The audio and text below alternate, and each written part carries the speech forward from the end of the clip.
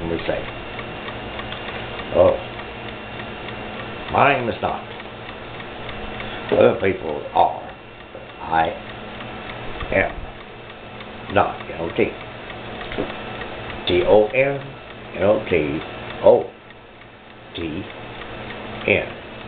On the next step. What we're going to say is unimportant, but it's valuable if you need it. Once upon a time, a long time ago, in a faraway land, was mourned a god named KRONOS.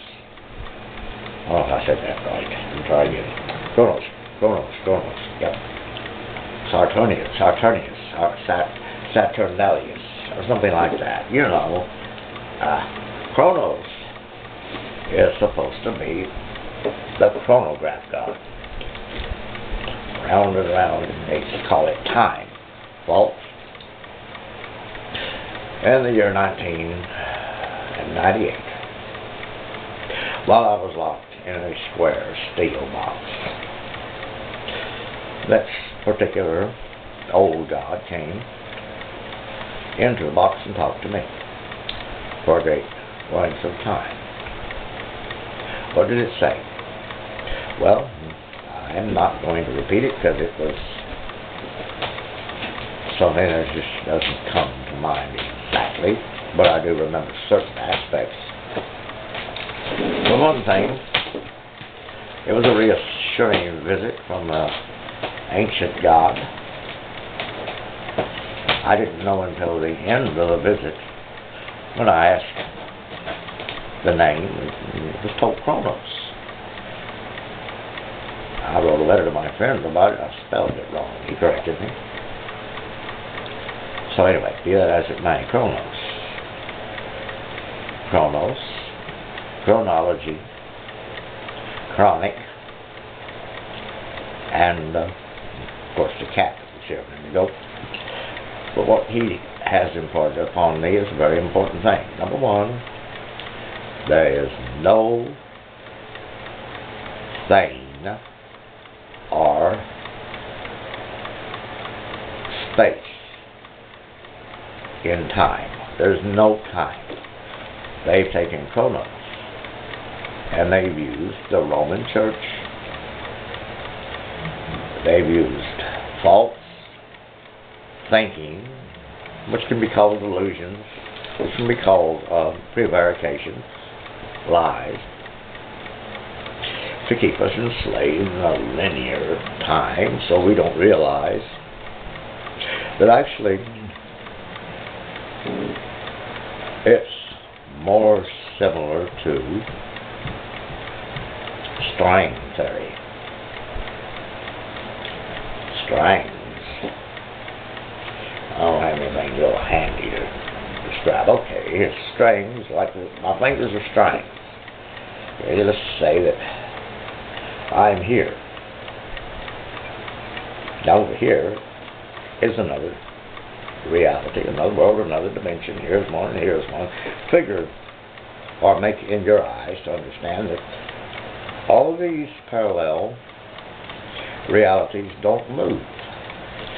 Where I am, according to this chronograph,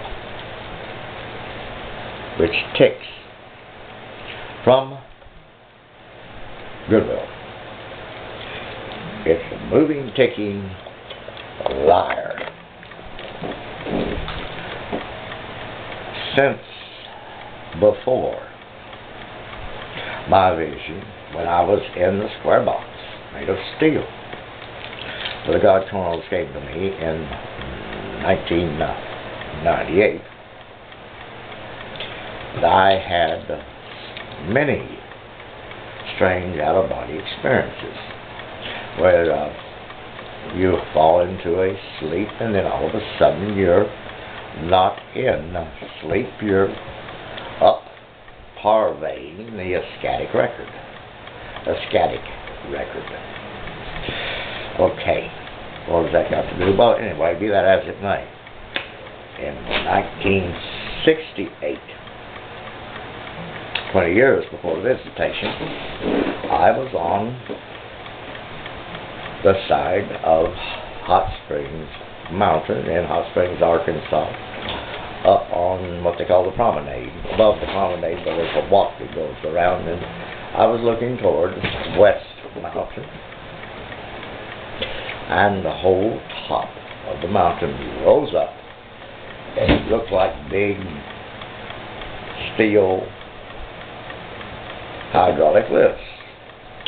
And in and out of the mountain came little planes like flying dirigibles, flying things that flew around. They flew up and they flew around, and the head of one of the old gods, like H.P. Lovecraft wrote about, the big head came up out of the top of the mountain, huge. You don't understand. If you've ever been to Arkansas and you've ever seen the zigzag mountains, and you know that Central Avenue goes north and south, pretty much, and comes to a dead end in front of the Majestic Hotel, where I later worked. There's a fountain, and there's anomalies. Art Bell word, let's try it again. Anomalies. There's weird places in Hot Springs, like a place where you can go and your watch will stop, even if it's a wind-up watch, and compasses will spin. Those are the foot of West Mountain, which is also made of Navakalite, porous type of stone.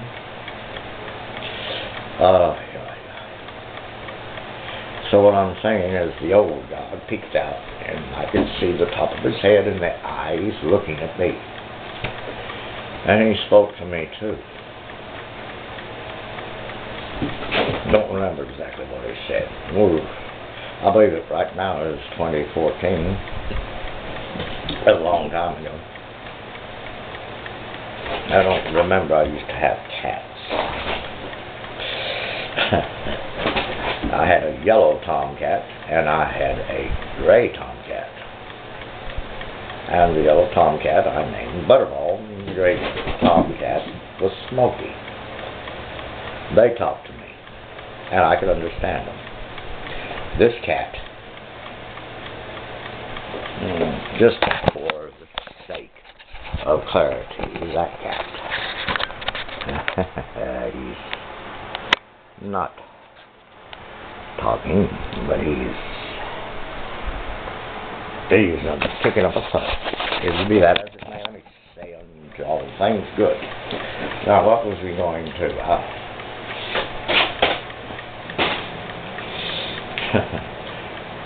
I remember before I came to San Francisco, California, in the year 1984. I had several out-of-body experiences, and the most notable was I would go to sleep and I would rise up in a vivid dream. What do you call it? A vivid dream. I would rise up and I would lift myself up, and then I would start to walk, but I would be about this far off the ground, and I would walk above the ground very, very fast walking, spirit walking, and I would go a long distance across deserts, across over cities, and all around, and I came right, I'm pointing towards the Bay Bridge that comes over from Oakland. I came right across the Bay Bridge, above it, and I saw all of the landscape with the Embarcadero Freeway that went up to Broadway Street. I saw all of that. I saw the coffee sign and the ferry building. But then I was caught up into other realms, but I do remember seeing that when I came across on the Greyhound bus. Around the 1st of October, 2000, and 1000, and 1984, yeah. Well, I'm getting confused. This is the result of confusion. You want to finish the video? Say hi.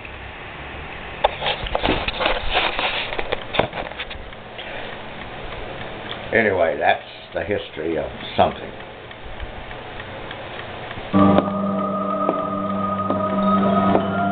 The most interesting thing that I've ever seen, I don't really know, it's a mixture of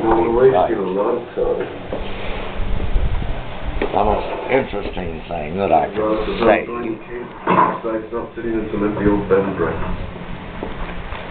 is that there is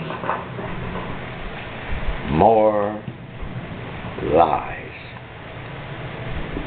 as associated with this world. So one, television is a lie. Television operates at 60 cycles, which is the frequencies of AC electricity. And the sweep on the raster, the horizontal sweep, is a light that sweeps back and forth across the fluorescent screen, and it leaves a trail. You can't see it because it's fast. The sweep generator will tell you how fast it sweeps. But it does set the mind into a state of alpha receptivity. This alpha receptivity makes Jack a drooling idiot. And if your name is Jack, you'll understand. Remember Jack Nicholson in the movie The Shining. Okay. Now, for the clarity of the sake of the refrigerator gods, let me tell you, the gods of refrigerators are bad. Refrigerators do not. I repeat, refrigerators do not.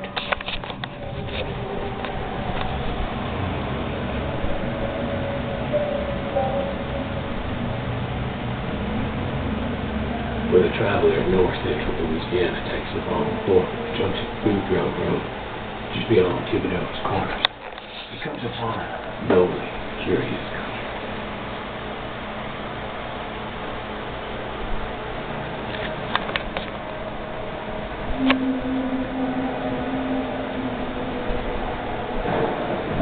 Here stood the Wakely House, cold, desolate night. Hundreds of years ago, when talk of voodoo and Satan worship was commonplace, locals would warn strangers to stay far, far away.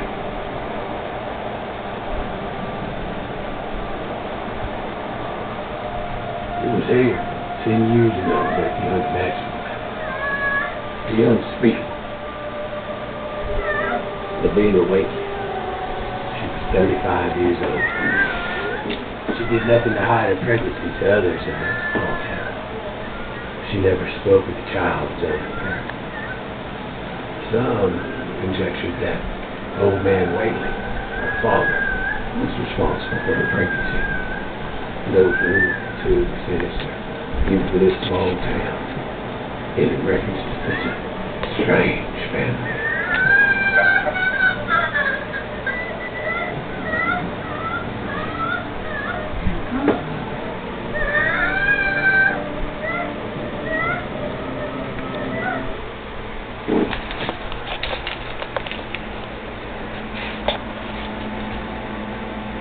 The refrigerators. This is a refrigerator. Well,